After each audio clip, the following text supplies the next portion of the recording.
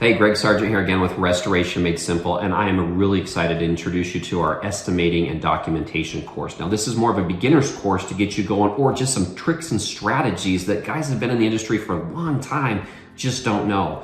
On average, our clients, after they get through this course with the different examples that you have and line items and F9 notes and how to kind of battle back and forth with those insurance companies when they want to fight you on your bills, on average, their job average goes up between $500 and $1,500. Now, right now you might think, well, I don't understand how that works. But if you're doing 20 jobs or 30 jobs a month and your job average goes up $500 to $1,000, all of a sudden your revenue and your profits just double a lot of times depending on the volume.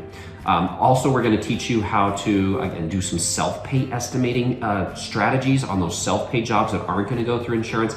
And there's quite a bit of information on how to document properly. If you or your technicians are new to the industry or just maybe fall into some bad habits, you want to document the job properly so that you can get paid what you're worth. So great to have you here. I know you're going to love this intro to estimating and documentation course online.